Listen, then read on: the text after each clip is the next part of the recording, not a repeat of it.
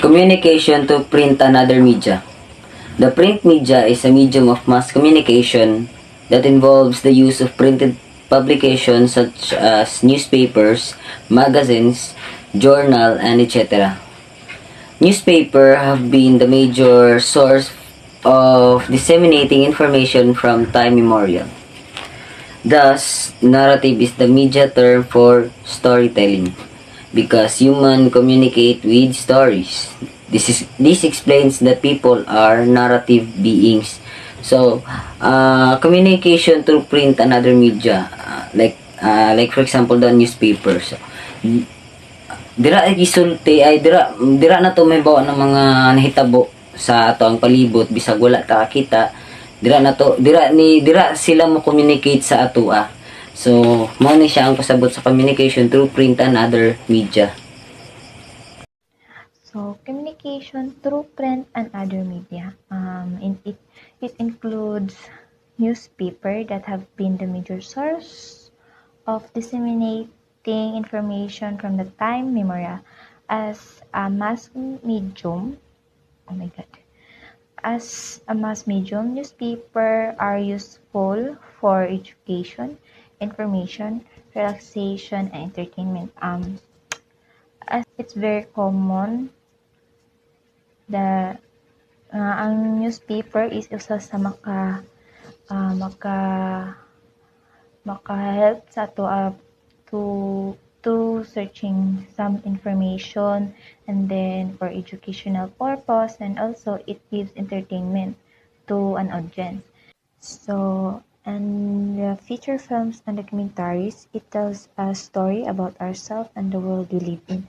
So, from the word documentary, so bali it talks about the history, the real event and the situation nga nahitabuan na labo na pag history is kailangan jud nimo nga dili fake imuhang makalap ng information. And also feature films usa po ni siya nga makahatag og entertainment or information kay it's a fictional story na or event nga bali gina-show nila para maka-idea ang mga audience about ana nga event.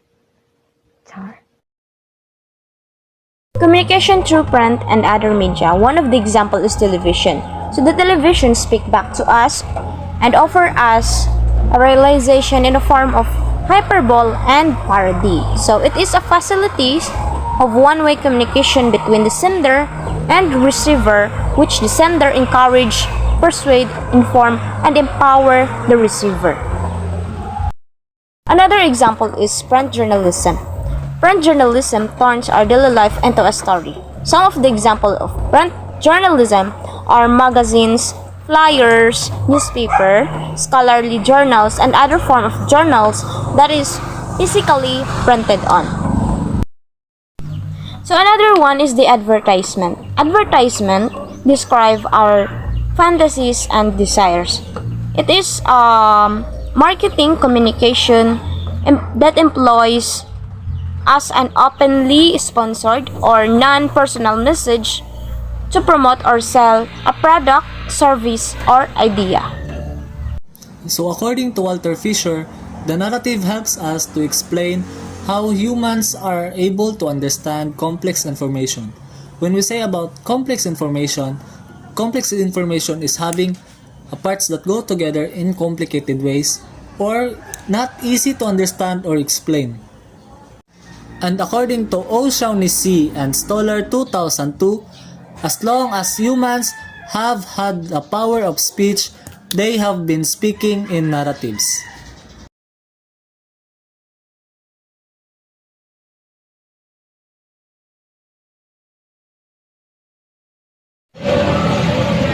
Advocacy communication is about influencing and persuading the public through advocating, which requires successful mobilization and support. Advocacy communication is any planned communication that seeks to achieve the communication goals, to inform, pursued, and moved to action. Advocacy also can include many activities that a person or organization undertakes, including media campaigns, public speaking, and publishing research. Advocacy where direct approach is made to legislators on a specific issue or a specific piece of legislation. Example of advocacy communication is we can advocate for change of policies or laws that affect society, but this may not go smoothly if we cannot communicate the ideas and the proposal effectively. Analyzing community problems. One of the thrusts of the Commission on Higher Education, or CHED, in today's new general education course is to impress on students' socio-civic responsibilities aside from becoming communicatively competent. So, ang Commission on Higher Education, or CHED, kaya nagkasali siya sa new general education course is to impress or maingganyo mga estudyante sa socio-civic responsibilities aside from becoming communicatively competent. Volunteer projects that aim to provide community solutions, no matter how small, allow them to learn insights that can only be learned behind the walls of the classroom, help build their character and values, allow them to establish a network of like-minded youth, and enhance the team building and problem-solving skills. So, ang volunteer projects kay nag-aim to provide the community solutions labihan na sa mga bata o mga tao na nasa sulod sa classroom para matabangan sila para ma-build or ma-enhance ang ilang mga characters and to know the good values, and also ang ilang mga skills labihan na sa art or problem solving skills. Aside from methodological implementation, community projects require careful planning, which should include goal setting and probing through research. So, ang community projects kay nag-require siya sa careful na planning. So, ang planning kay importante man gaya ni, lalo na if natin gusto ma-success o ma-achieve na gusto natong mahuman.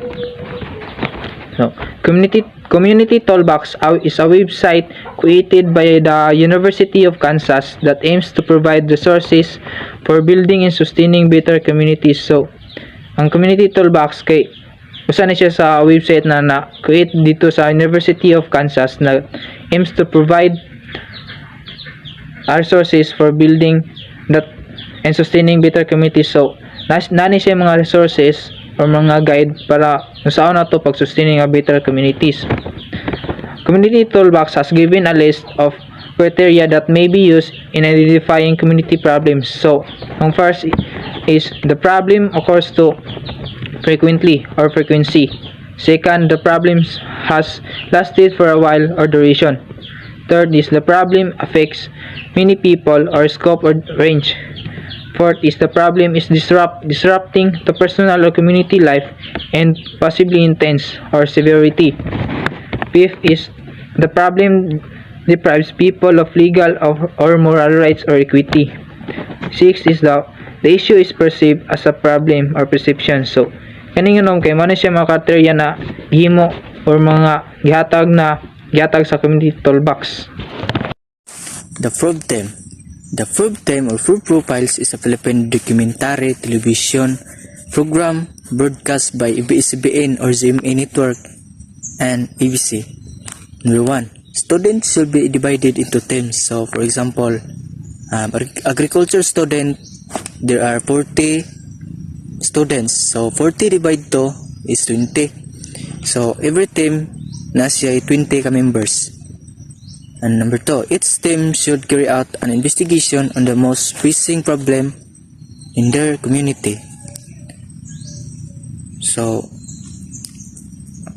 for example, adolescence, pregnancy, drug use, mga pollution, HIV or AIDS.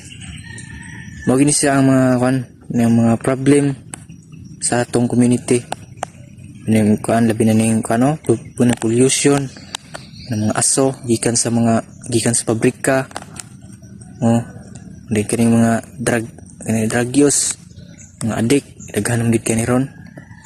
And the third is the investigation can include gathering of articles and news stories that have been written about the problem, personal observation, and narratives from selected informants. So, ako may example ni kanang kuan kanang naisa ka sundalo nga ning aul ba tungod sino sa tungod kay wasa ka agwanta sa mga patakaran, iundang sa manang ning aul ba or ning undang.